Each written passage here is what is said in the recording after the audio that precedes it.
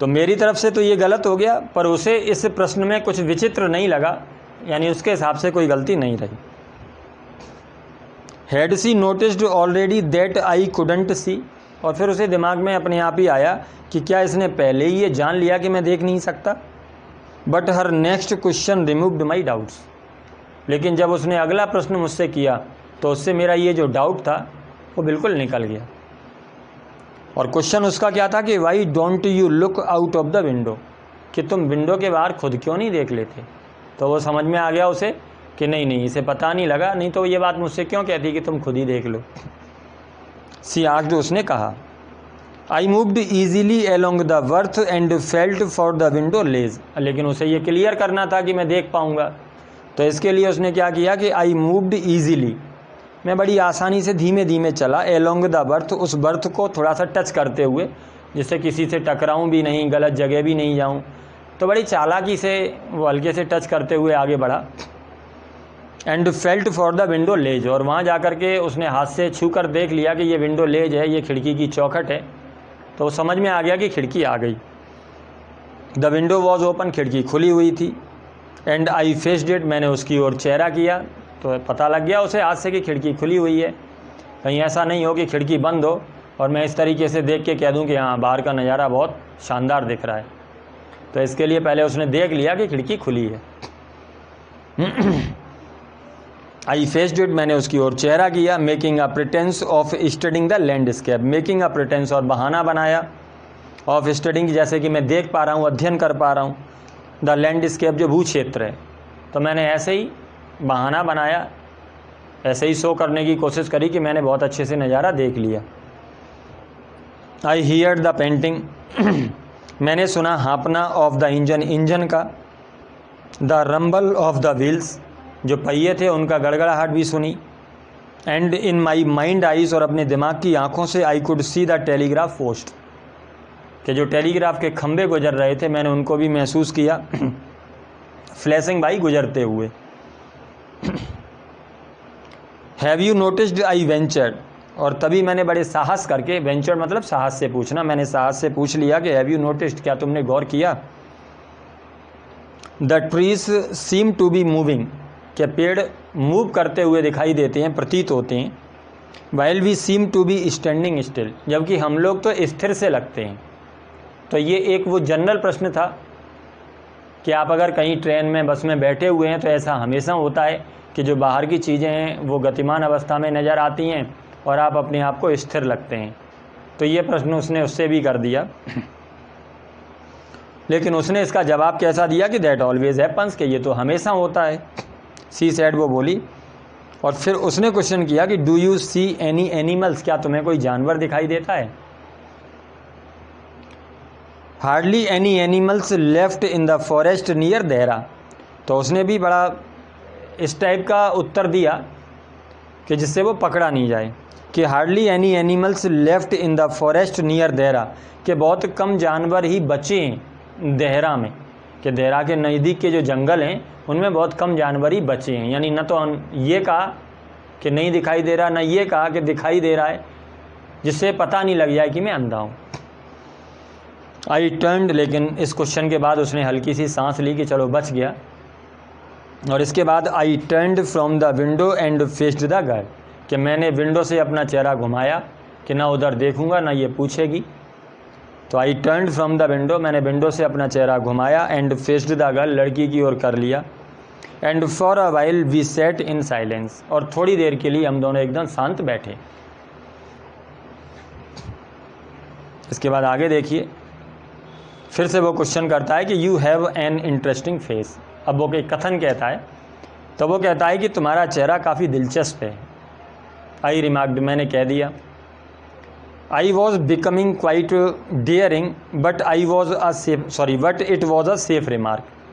तो I was becoming quite daring, मैं बड़ा साहसी हो गया था उससे बात करते करते कि इस तरीके की बात भी कह पाया। But it was a safe remark, लेकिन ये काफ़ी एक सुरक्षित कथन था, तो मैंने इस कथन को कह के कुछ भी गलत नहीं किया। शी लाफ्ड प्लीजेंटली, वो बड़े आनंद के साथ हंसी। अ क्लियर रिंगिंग लाफ, जैसे घंटियाँ नहीं बजती इस तरीके की आवाज़ में वो हंसी, रिंगिंग लाफ थी उसकी। It is nice to be told I have an interesting face, और इस पर उसने कहा कि it is nice to be told, ये कहना बहुत अच्छा है, I have an interesting face, कि मेरा चेहरा काफ़ी दिलचस्प है। I am tired of people telling me, मैं थक गई हूँ लोगों का ये कहते कहते कि I have a pretty face, क्या मेरा चेहरा सुंदर है।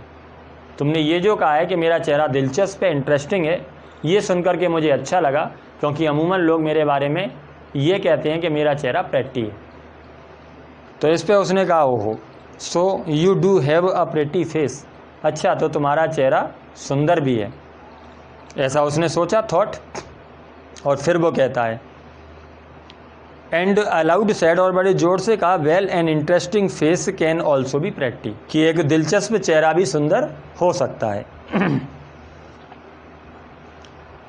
इसके बाद you are a very gallant young man, she said, इसके बाद वो लड़की कहती है, जब इस तरीके की बातें हुई तो लड़की कहती है कि you are a very gallant, gallant का मतलब होता है जिसे अपन लोग लोकल लैंग्वेज में कहते हैं छैला, स्त्रियों का प्रशंसक।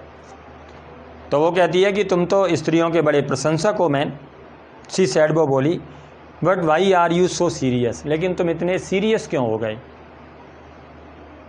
आई थॉट देन, तब मैंने सोचा, that I would try to laugh for her, कि मुझे इसके लिए थोड़ा बहुत हंसना चाहिए, but the thought of laughter only makes me feel troubled and lonely, लेकिन फिर उसे लगा कि कहीं जो हंसने का विचार है वो मुझे अकेला और परेशान नहीं कर दे।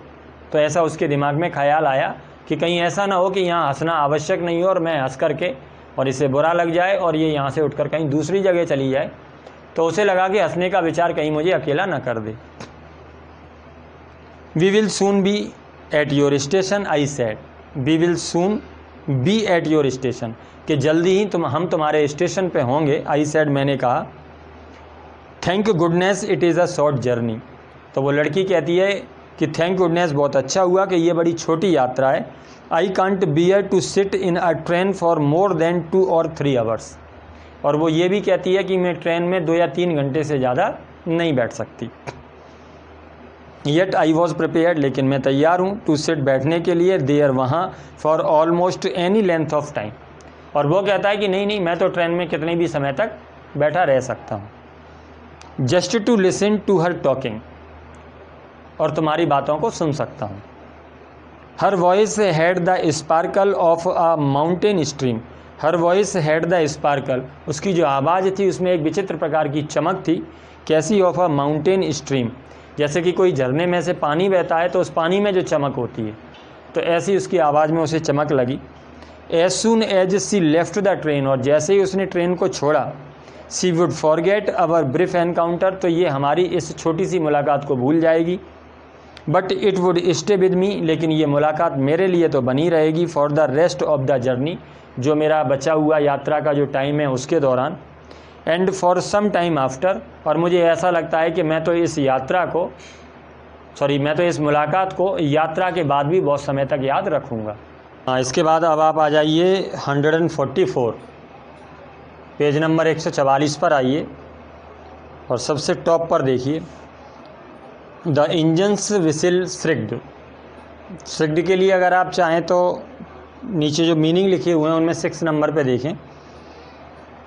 To give a loud high shout, for example when you are excited, frightened और इन पेन। तो जब एक तेज़ आवाज़ आपको सुनाई देती है, विशेषकर ये व्यक्ति के लिए लिखी है, व्हेन यू आर एक्साइटेड, कि जब आप एक्साइटेड होते हैं तब, या फिर फ्राइटेंड होते हैं, थोड़े भयभीत से होते हैं तब, और इन पेन, या आप कष्ट में होते हैं तब। लेकिन अगर यहाँ वस्तु के लिए, जैसे ट्रेन की विसिल के लिए अगर बात करें तो यहाँ बजना हो गया। तो द इंजन्स विसिल श्रिक्ड, के इंजन की सीटी बजी। द कैरेज व्हील्स, जो गाड़ी, कैरेज मतलब गाड़ी, व्हील मतलब पहिए, तो जो गाड़ी के पहिए थे, चेंज्ड देयर साउंड, उन्होंने अपनी आवाज़ को बदला।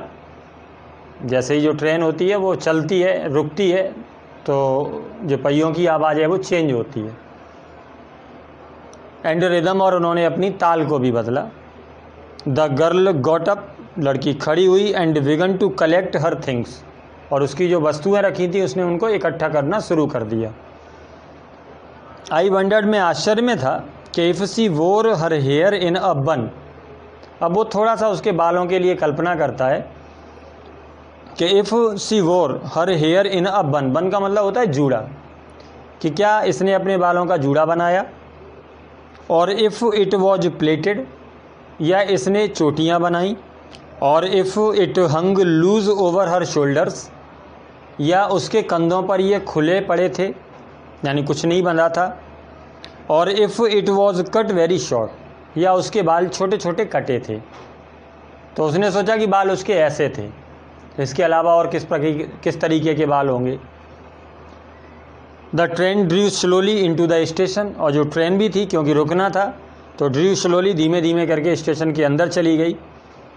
Outside there was the shouting of porters, जब ट्रेन रुकती है तो आप लोगों ने भी देखा होगा कि आउटसाइड यानी ट्रेन के बाहर देयर वॉज द शाउटिंग, बड़ी आवाज़ सी आ रही थी, ऑफ पोर्टर्स कुलियों की, एंड वेंडर्स की, and a high pitched female voice, और एक हाई पिच्ड जिसकी पिच ज़्यादा हो यानी ऊंची आवाज़, तो एक ऊंची सी आवाज़ आ रही थी एक औरत की, नियर द कैरिज डोर, जो गाड़ी का दरवाज़ा था उसके पास में, which must have belonged to the girl's aunt. लेकिन इतनी ऊंची आवाज़ को सुनकर ही वो समझ गया कि ये ज़रूर इस लड़की की चाची की आवाज़ है। और इसके बाद goodbye said the girls, उस लड़की ने खड़े होकर के उससे गुड बाय कर लिया। She was standing very close to me, वो इतनी ज़्यादा मेरे नज़दीक खड़ी थी, सो क्लोज, इतनी ज़्यादा नज़दीक, that the perfume from her hair was tantalising, that the perfume from her hair, कि उसके बालों की जो खुशबू थी वॉज टेंटालिसिंग मतलब ललचाने वाली, कि उसके बालों की खुशबू मुझे ललचा रही थी। I wanted to raise my hands and touch her hair, I wanted मैंने कोशिश करी, मैंने चाहा, टू राइज माई हैंड अपने हाथ उठाने का, एंड टच हर हेयर और उसके बाल छूने का मैंने कोशिश करी, बट सी मूव्ड अवे, लेकिन वो आगे निकल गई, and only the perfume still lingered, और केवल जो परफ्यूम था, जो केवल खुशबू जो थी वो वहाँ रुक कर रह गई, यानी केवल खुशबू वहाँ बिखरी रह गई। मैंने उसके बालों को टच करने की तो कोशिश करी, लेकिन उससे पहले वो लड़की निकल गई। वेयर शी हैड स्टूड, जहाँ वो खड़ी थी वहाँ उसकी खुशबू केवल रह गई, जो परफ्यूम था। इसके बाद वो शायराना अंदाज में कहता है कि you may break, you may shatter, तुम तोड़ सकती हो, तुम बिखेर सकती हो, द वेस इफ़ यू विल, वेस का मतलब होता है फूलों का गुलदस्ता, कि तुम गुलदस्ते को तोड़ सकती हो, तुम उसे बिखेर सकती हो, इफ़ यू विल यदि तुम चाहो, but the scent of the roses will linger there still, but the scent of the roses, लेकिन जो गुलाबों की खुशबू है, विल लिंगर यानी बिखरी रहेगी, देयर अभी तक यहाँ बिखरी रहेगी, लेकिन गुलाबों की खुशबू तो बिखरी रहेगी, यानी उनको आप नहीं ले जा सकते। There was some confusion in the doorway, और जैसे ही लड़की दरवाजे के निकट गई, नीचे उतरने वाली थी, तो देयर वाज सम कन्फ्यूज़न, कुछ गलत फहमी थी, इन द डोरवे, दरवाजे के रास्ते पर, दरवाजे पर। A man getting into the compartment, के उसी समय एक आदमी कंपार्टमेंट में अंदर आया। स्टैमर्ड, थोड़ा सा बड़बड़ाते हुए, एन एपोलॉजी, और उसने उस महिला से माफ़ी मांगी। Then the door banged shut, इतना उसे सुनाई दिया, और उसके बाद जो दरवाज़ा था बैंग्ड शट, धड़ाम से फिर से बंद हो गया। And the world was shut out again, और जो दुनिया थी एक बार फिर से उसके लिए बंद हो गई। आई रिटर्न टू माई बर्थ, फिर वो कहता है कि मैं लौट करके अपनी फिर से सीट पर आ गया। The guard blue his whistle, guard ने भी अपनी सीटी बजाई। एंड वी मूव्ड ऑफ, और इसके बाद हम चल पड़े, यानी वो ट्रेन थी वो निकल पड़ी। वंस अगेन, एक बार फिर, I had a game to play and a new fellow traveller, कि अब मुझे फिर से एक नए आगंतुक के साथ, एक नए राहगीर के साथ मुझे वही गेम खेलना था, यानी किसी भी तरीके से मुझे ये छिपाना था कि इस आदमी को ये पता नहीं लग पाए कि मैं अंधा हूँ। The train gathered speed, train ने अपनी स्पीड को पकड़ लिया। The wheels took up there song, और जो पहिए थे दोबारा से उन्होंने अपने गाने को गाना शुरू कर दिया, मतलब उन्होंने लय पकड़ ली। द कैरिज ग्रोन्ड, जो गाड़ी की आवाज़ थी उसकी थोड़ी गड़गड़ाहट हुई। एंड शुक, और शुक शुक करके हिलने लगी। आई फाउंड द विंडो, मैंने फिर से खिड़की को पकड़ लिया। And set in front of it, और उसके सामने जा कर के बैठ गया। Steering into the day light, और जो दिन का प्रकाश था उसमें स्टीयरिंग देखने लगा, घूरने लगा। That was darkness for me, लेकिन वो मेरे लिए तो बिल्कुल अंधेरा ही था, तो मैं तो केवल ये बहाना बनाता कि मैं देख रहा हूँ। So many things were happening outside the window, बहुत सारी बातें विंडो के बाहर हो रही थी। It could be a fascinating game, ये काफ़ी अच्छा लगने वाला, मन को प्रसन्नता देने वाला खेल था। Guessing what went on out there, और ये अनुमान लगाना कि बाहर क्या हो रहा है। The man who had entered the compartment broke into my reverie, the man जो आदमी, who had entered the compartment जिसने कंपार्टमेंट में अंदर प्रवेश किया, ब्रोक इनटू माई रिवेरी, रिवेरी मतलब होता है दिन का जो सपना, दिवा स्वप्न जो होता है, तो उसने मेरे सपने को, मेरी एकाग्र चित्तता को भंग कर दिया। You must be disappointed he said, और वो बोला कि तुम निश्चित रूप से निराश होगे। आई एम सॉरी, इसके लिए मुझे क्षमा है। I am not as attractive a travelling companion as the one who just left, और वो क्या कहता है कि I am not as attractive, कि मैं उतना ज़्यादा अट्रैक्टिव नहीं हूँ, मैं उतना ज़्यादा आकर्षक नहीं हूँ